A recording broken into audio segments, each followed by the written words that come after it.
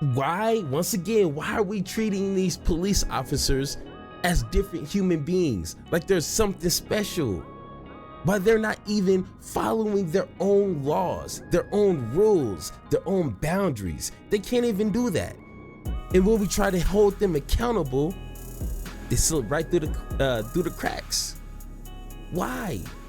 Hey, what's going on? Thank you for watching Power to the Pod, where we're committed to an intellectual integrity and a moral honesty. I'm your host, Superior, and once again, thank you for watching. Now, in this video, we're here to talk about, I think, a subject that I'm pretty sure a lot of people are tired of talking, and now we are wanting results. But this is the good old sexy conversation regarding police reform. Yes, you know what I was going to talk about. When it comes to police reform, this has been an issue since before I was born. You know what I'm saying? And I was born in 87, so that kind of gives you an idea on how long and really nothing has transpired from it. Of course, we got little things like body cams and all this little petty stuff, but obviously that's not enough. We still have innocent people, innocent black people too, being murdered, disrespected, beat down, and everything in between when it comes to police officers who are supposed to be held to a higher standard, because I mean they're being paid by taxpayers' dollars to do what? To beat on us, to mistreat us, to abuse our rights. I'm paying them to do that? No. So this is one of my favorite people, Mr. Dr. Richey, having a conversation with one of his dear friends. So is it a debate? I guess. I don't know. Whatever you want to call it, okay? But let's go ahead and get into this conversation. Let's go. In the bullpen today, my dear brother from another mother, politically misguided, yes, Shelley Wynter, 95.5 WSB, radio superstar and noted conservative. Shelley, good day, welcome. What's going on, my brother? Congratulations on all your success, my brother. Thank you, dear brother. Wish I could say the same for you. No, congratulations to you too, man. Hey, that was a low blow. Got your right balance. That was. All right. You okay, brother? All right. I walked into that one. You walked into it, brother. I walked into that Don't one. worry, you'll give it back to me. Kudos. All right. I'm waiting. I'm waiting. I know you wait just for the right moment. Yeah. Okay. All right. That was a low blow. Let's already start that off. That was a low blow. Okay. Good one, brother. I'm doing good, brother. You doing well? Yes, sir. Yes, sir. Yes, sir. Okay. Oh, shoot. Shelley and our friends, most who watch the program are aware that he is on the right, I'm on the left, naturally. We're going to talk about the Tyree Nichols killing, what this means for policing, and specifically, what should this mean for police reform? Because according to Republicans, it shouldn't mean much of anything. I don't want to assume what you believe about the sentiment of police reform and the killing of Tyree Nichols. So if you would, dear sir, give us your sentiment and I will then opine. I think we're all on the same page on this from the standpoint of this was a disgusting act. It was thugs, animal behavior by animals and thugs, whether, the fact that they're cops, police officers made it that much worse. But I mean, this is sickening what we saw. As far as police reform, most Republicans are for police reform. They're for more training. They're for funding of more training. The hang up in the George Floyd Act with most Republicans seems to be, and this is based on me talking to the likes of Tim Scott and others, has to do with qualified immunity. Okay. Is it just me? Okay, now when he said that, most Republicans do agree to some sort of police reform, am I the only one who started thinking like, nigga, when? Like when? Like he said, Tim Scott or whoever, like a lot of nobodies that nobody knows, like, but what about the loud, the more prevalent, the more well-known people, Marjorie Taylor Greene, Boebert, Trump, of course. Like, what about these Republicans? Now, of course, I've never seen every conversation or interview that these people have, but for the most part, I could be wrong. Let me know in the comments. But for the most part, I never seen them honestly push like they push for like tax reforms, tax cuts. The way they be pushing that, I never really seen any Republican push police reform the way they do tax cuts. Once again, I never seen every single interview, so let me know in the comments. Maybe I'm tripping, okay? Yeah, maybe. I go back and forth, quite honestly. I get qualified immunity. I don't like it as a small government conservative. I feel the people should be completely able to sue their government for whatever reasons. But I do understand that as soon as you get rid of qualified immunity for police officers, you're going to have a slew of 1-800-call-me-lawyer ads saying, have you been arrested for driving drunk? Call me so we can sue the police. So I go back and forth on it, but most Republicans are not against police reform. I think that's a mischaracterization. Let me talk about that, because I think I may be able to convince you to come on the other side of the fence, and give me an opportunity to do so. When you know the origin of a thing, you can then determine the nature of a thing. Ooh. The origin of qualified immunity was to create a barrier between cops in the South in particular, who were committing violence against black people in the movement and whites that supported the movement. And so this concept, this doctrine, this judicial doctrine of qualified immunity began. And it was to protect the physical assets of the police officers' ownings, the home, the vehicle, etc. And it successfully did so. So now you have a completely different set of rules for a government worker that cannot apply to anyone else. So that's number one. The origin of a thing can tell you the nature of a thing. Now that makes sense. Now I'm trying not to be biased here, like I am a Dr. Richey fan, but what other profession has immunity for protection such as the police force? If I get surgery and the doctor leaves his watch, his Rolex in my rib cage, like I can sue the hospital or sue the doctor. It never happened to me, but I'm suing somebody. You know what I'm saying? If I go to a dentist and they mess up everything all up in here, trust me, somebody getting sued. What makes the police department anything special? I get like, if you get roughed, like I don't know. It's really hard for me to come up with an example, because every profession you have rules and regulations you have to follow. Mostly any other job, you're gonna get fired. If I work at a Walmart and I spaz out on a customer and I start tripping and screaming and even abuse the customer, guess what? The Walmart lawyers are not going to protect me. They're not going to say, Mr. Superior is one of our employees. Like, no, they're going to fire me and make an example out of me and probably get sued. So if police officers are doing everything they're supposed to, they're not roughing up nobody. Like Trump said, they're not going to hit their head on a patrol car. Like, no, don't do that. You're going to get in trouble. But no, when cops get sent to court because of X, Y, and Z, they're usually on leave pay. Like they're usually treated pretty well. And if every corporation treated all their employees like that, then we can have a conversation. But once again, Mr. Dr. Richard already explained why police officers have this unique ability of not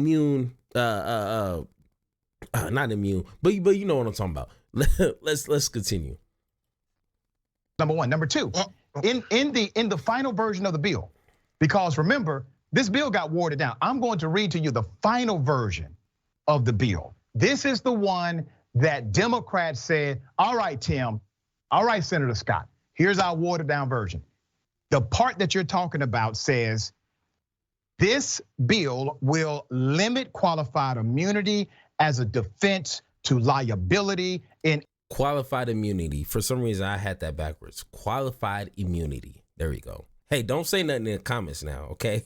A private civil action against a law enforcement officer. Why is that problematic? It only limits it, and one of the ways it would have limited it is by having a judge make the decision to set aside qualified immunity. So even in the final version of the bill, it did not eliminate qualified immunity. It only provided an opportunity for someone to make a decision case by case. And then thirdly, dear brother, when we say, well, this is going to be a problem, a bunch of 1-800 numbers, lawyers are going to say, call me. You're damn right, they should. If the police are breaking the law, you should have proper representation. Medical doctors, hold on, dear brother. Medical doctors, they have the same liability standards. There you go. They're a licensed profession. Psychiatrists, same liability standards. They are a licensed profession. So why can't cops have that same standard, dear brother? Because when I go to a doctor, my dear brother, I'm going to the doctor. The doctor's not dragging me away and I'm kicking and screaming, not wanting to. No one wants to be arrested, my dear brother. Most people who get arrested don't want to be arrested. So there's going to be an interaction between the officer and the person being arrested by virtue of the fact that most people don't want to be arrested. But I gotta hold on, I'll let you talk. So the other part of it is Clarence Thomas, of all people, the person that you guys call names, is the one who is pushing loudly about qualified immunity. And he's pushing back against it. Forget the origin of a thing, because I know everything from your standpoint goes back to slavery, racism, or white supremacy. But no, the fact not everything, hold on. But Clarence Thomas doesn't like qualified immunity. And the reason why most conservatives don't like it as a premise is because it doesn't tie into conservatism and the idea of small government and freedom. However, that being said, when you talk about limited qualified immunity, it's still going to expand. I'm not saying that's why Republicans are against the Georgia Reform Act. That the Democrats watered it down. I think if you take it out completely, it will pass. I think that's the hang up based on what I'm hearing from people. But I also believe this, the George Floyd Act, just like body cams, when you guys got all excited about body cams, when Eric Holder put forth that law, right now, it means that George Floyd Act will be nothing towards police brutality. It's not going to stop it.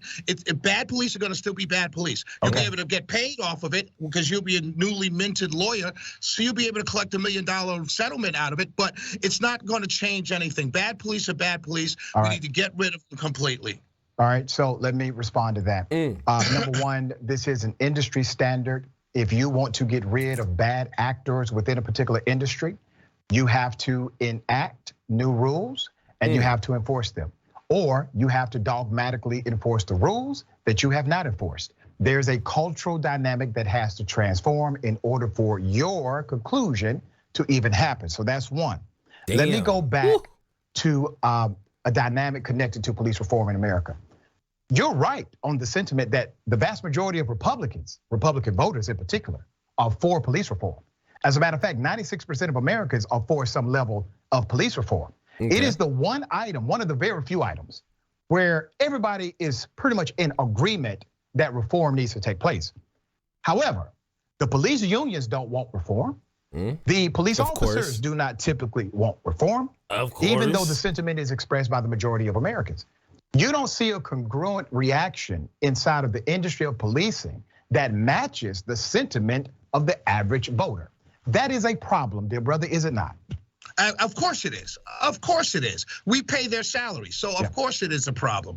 But I think we can get to police reform if we can have a normal conversation around it and not, I would say, Republicanize or demonize the teams of negotiating. So let's do this. We only got 1 minute. Okay. Like I said at the beginning of this video, I think we are beyond a point of conversation.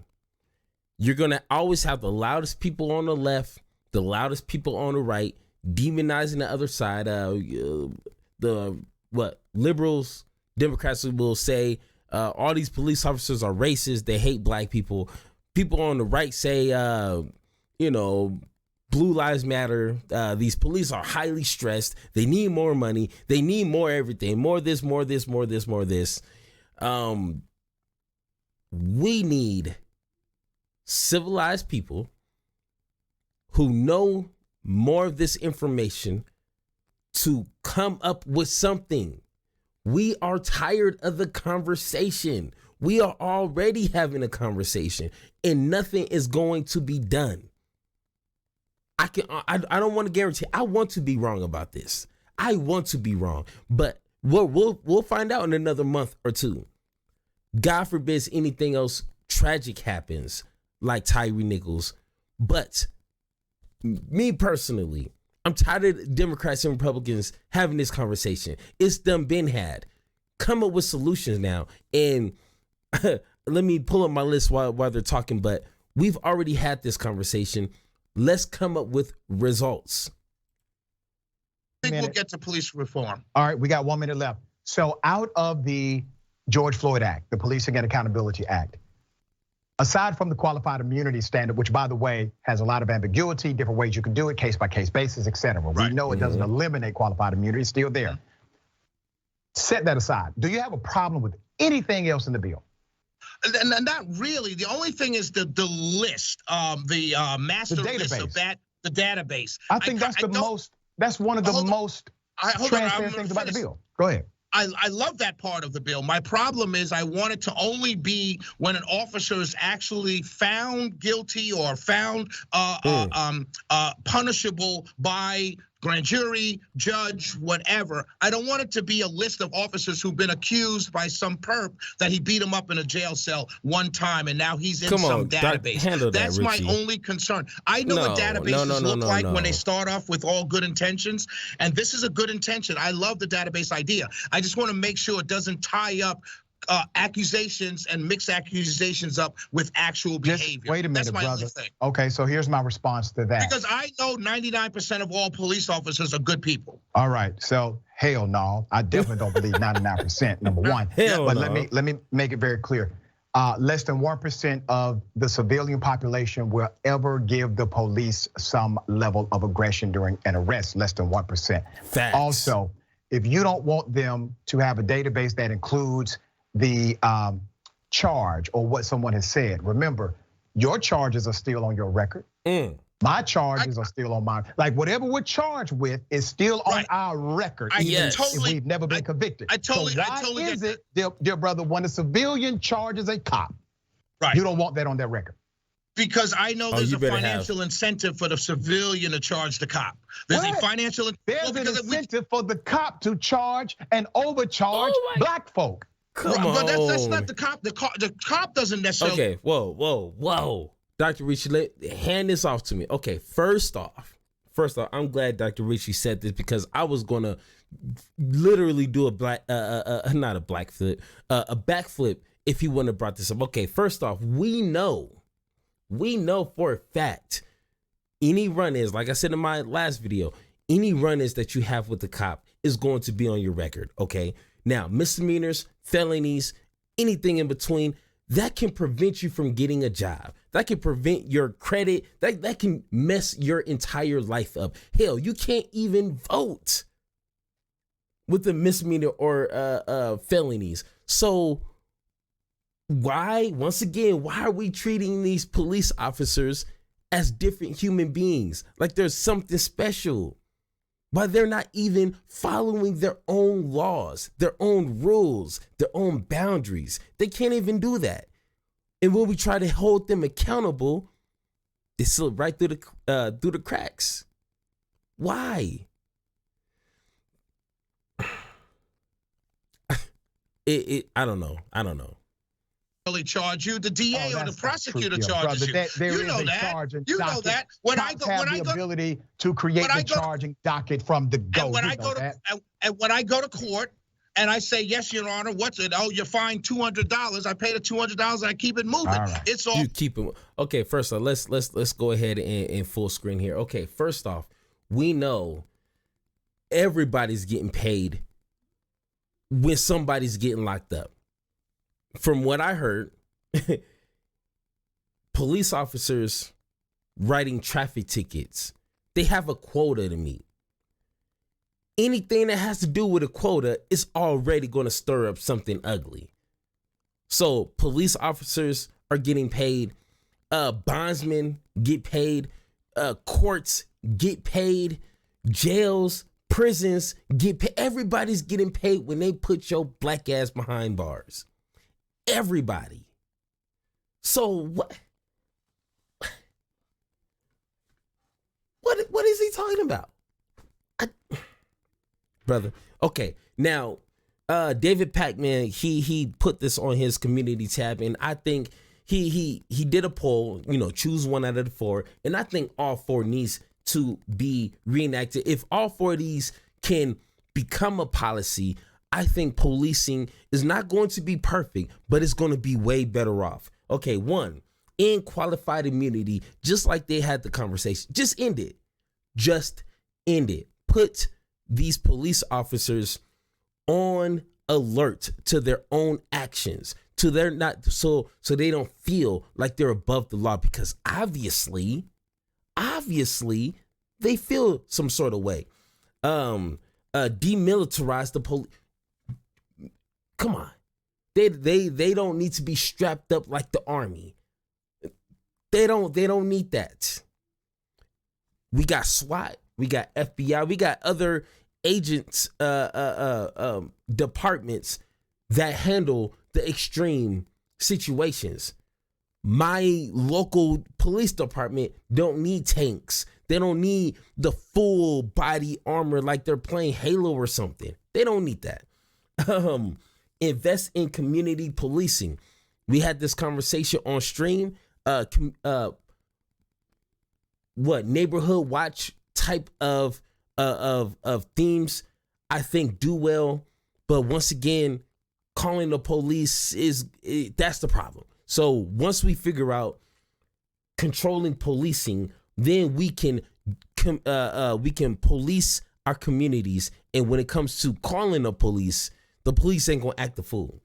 Require more rigorous training for officers, and I would say require more rigorous qualifications. We can't let any scrub join the police department. Out of shape, can't put 2 coherent sentences together, and suck at communicating. Why are these people deciding to put on a badge? I'm pretty sure if you go to Walmart and you have that one cashier who seems like they hate their life, seem like they hate their job, and they are not people person whatsoever. They can't de-escalate for the life of them. Why would you take that cashier and give them a badge and a gun and a whole bunch of shields and hurdles and smoke screens to get them in trouble or held accountable? Why? Let's have that conversation. Thank you for listening, and don't forget to join the conversation by subscribing. Make sure to tune in next time, and like always, power to you, power to me, power to the people, power to the pod.